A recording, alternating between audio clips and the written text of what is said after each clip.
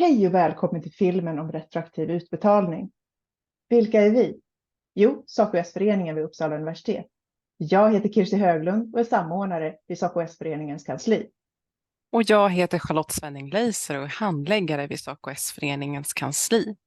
Retroaktiv utbetalning är en del i vår serie om lönerevisionen vid Uppsala universitet.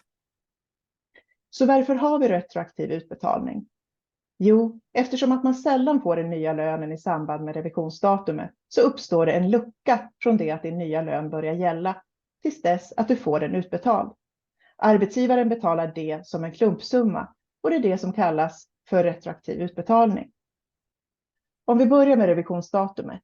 I det centrala avtalet står det att revisionsdatumet är 1 oktober varje år om de lokala parterna inte kommer överens om något annat. Vid Uppsala universitet har vi landat i att hålla oss till det centrala avtalet. Det innebär att den nya lönen ska gälla från och med den 1 oktober.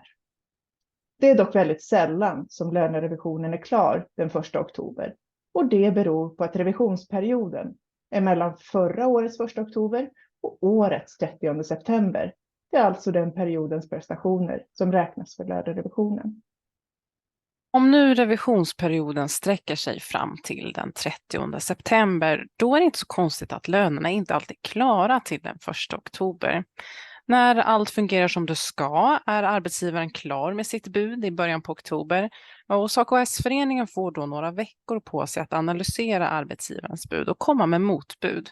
Och först efter det kan vi börja bordsförhandlingarna. Det innebär att du som medarbetare får din nya lön med decemberlönen om allt går som det ska och tillsammans med den nya lönen får du dessutom den höjning som du borde ha fått i oktober och november. Ett exempel, om din månadslön innan revisionen var 32 000 kronor per månad och efter revisionen är 32 500 kronor per månad, då får du i december 32 500 kronor plus 500 kronor retroaktivt för oktober och plus 500 kronor retroaktivt för november, det vill säga totalt 33 500 kronor. Ibland händer det att vi inte blir klara så att de nya lönerna kan betalas ut i december. Det kan till exempel bero på att det pågår centrala avtalsförhandlingar vissa år. De centrala avtalsförhandlingarna påverkar våra lokala förutsättningar och därför är vi beroende av vad de centrala parterna kommer fram till. Det innebär att om de centrala förhandlingarna drar ut på tiden, ja då drar våra förhandlingar också ut på tiden. Det är inget vi kan påverka. Ett annat exempel på orsak till att vi inte blir klara till decemberutbetalningen är om vi inte blir överens om lönerna lokalt. Vid oenighet finns det särskilda processer och de kan ta tid.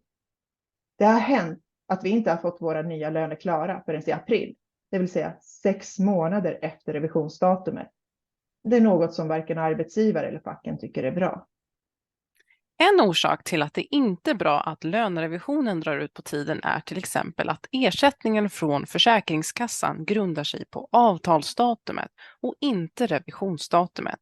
Det betyder att Försäkringskassan inte betalar ut någon retroaktiv ersättning utan de räknar den nya lönen från det datum som avtalet skrevs under.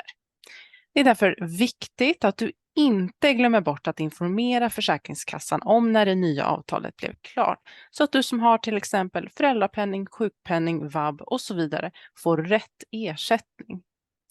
För att medarbetarna inte ska påverkas av att förhandlingarna inte är klara till den 1 oktober står det i det lokala avtalet att universitetet ska kompensera medarbetaren för den del som Försäkringskassan inte ersätter mellan 1 oktober och fram tills dess att avtalet är påskrivet. Universitetet räknar ut kompensationen automatiskt för alla typer av ersättningar utom för föräldralediga. Ni som inte är föräldralediga behöver alltså inte skicka in några intyg eller annat till arbetsgivaren. Så vad gäller för föräldralediga? Om du är föräldraledig med föräldrapenning så är det bara de dagar som du har ersättning från Försäkringskassan som ligger till grund för kompensationen från universitetet. Det är också anledningen till att arbetsgivaren behöver få veta vilka dagar som du har haft ersättning. Om du redan skickar in dessa uppgifter till lönenheten för att till exempel få föräldrapenningtillägg, då behöver du inte göra något mer, utan bara skicka in informationen som vanligt. Om du däremot inte har som vana att skicka in dessa uppgifter, Då behöver du göra det för att arbetsgivaren ska kunna kompensera dig eftersom Försäkringskassan inte betalar retroaktiv ersättning. Beräkningen och utbetalningen av ersättningen sker vid 2 tillfällen. 2 månader efter utbetalningen av övre retroaktiv lön samt i september innan nästa års revision. Efter det har man ingen rätt till retroaktiv utbetalning. Precis som för alla andra medarbetare på universitetet är doktorandernas revisionsdatum 1 oktober. Men eftersom doktorandlönerna förhandlas i särskild ordning kan förhandlingarna bli klara tidigare eller senare än övriga förhandlingar. Om doktorandlönerna blir klara innan 1 oktober, ja, då får doktoranderna rätt lön redan från början med oktoberlönen. Och då behövs ingen retroaktiv utbetalning. Ibland däremot har det hänt att vi inte hunnit bli överens om de nya doktorandlönerna ens till decemberlönen. Och då har doktoranderna fått vänta lite längre innan de har fått sina nya löner och därmed också fått retroaktiv utbetalning för fler månader. Men principen är densamma för alla anställda vid universitetet. Och för doktorander som har ersättning från Försäkringskassan gäller precis samma som för alla andra. Meddela Försäkringskassan den nya lönen och ange avtalsdatumet. Och om du har varit föräldraledig så skicka in underlagen till universitetet. Vi har dessutom ytterligare filmer om lönerevisionen.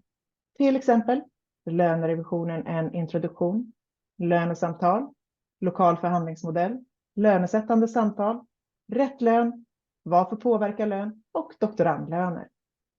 För mer information om lönerevisionen titta gärna in på vår webbsida saco.fackorg.uu.se och självklart kan du alltid kontakta oss om du har några frågor på saco@uu.se. Hej då! Hej då!